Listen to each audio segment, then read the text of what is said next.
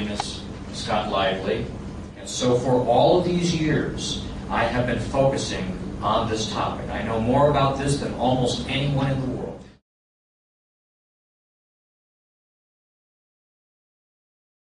There are a number of people that are very predatory. They're very sexually oriented, that want to satisfy their sexual desires. Often these are people that were molested themselves, and they're turning it around and they're looking for other people to be able to prey upon. And that when they see a child that's from a broken home, it's like they have a flashing neon sign over their head. Even though probably the majority of homosexuals are not oriented toward young people, there's a significant number that are, especially the men.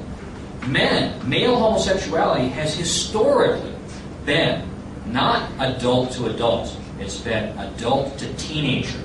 It's called pederasty. And this is not uncommon. And it's very common. That's the thing. I was hearing testimonies last night at the meeting that I was in of people standing out and saying that the kind of homosexuality that is often we're dealing with in Uganda is pederasty.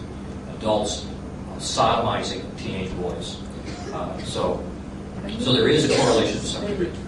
The gay movement is an evil institution. The goal of the gay movement is to defeat the marriage-based society and replace it with a culture of sexual promiscuity, in which there's no restrictions on sexual conduct except the principle of mutual choice. That one of the reasons that they accuse you and they accuse me of being haters of homosexuals, of being homophobes, is not just to silence you from speaking, it's also to intimidate the people that are already in the gay movement, right? Many of them don't want to be there. They don't want to have an orientation toward the same sex. Now that's one of the reasons why there's such enormously high levels of alcoholism and drug addiction in the gay community. They're drowning out the fact that they are really, truly, it isn't gay, it's miserable for many of them. Now some of them they're perfectly happy, but many of them are not. And the reason that they're always saying, everybody outside our community is a hater that wants to hurt you, so that they will be afraid to leave that community and go and talk to somebody else who disagrees. These are men who have very little restraint. They have very little sense of mercy, nurturing aspect to them. These are men, these were the Nazis. The Nazis were super macho. The ones that, the Sturmabteilung, the stormtroopers, the ones that helped Hitler come to power at the beginning, the ones that would go and smash windows and, the jackbooted thugs type. You also see them in prisons. The super machos are very often brutish, animalistic men that want to hurt other people. There's no mercy. These are men who don't have anything involved in.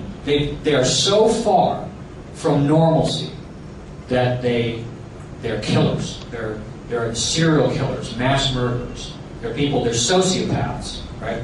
There's no mercy at all. There's no nurturing. There's no caring about anybody else. This is the kind of person that it takes to run a gas chamber, right? Or to do a mass murder, like this, the Rwandan stuff probably involve these guys. Right? There's an organization in the United States. It's called the Southern Poverty Law Center, right? And they define my group as a hate group, and they define me as a hate monger, the same as a racist. I went to this organization. I tried to get them to stop. Don't do this. I'm a Christian. I'm not against people on any basis, but the things that I say, and they're not hateful. I don't hate anybody. I don't want violence against them.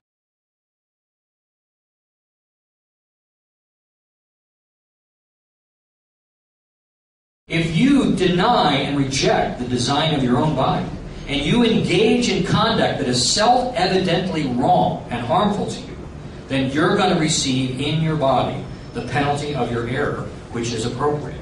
Can anyone say AIDS?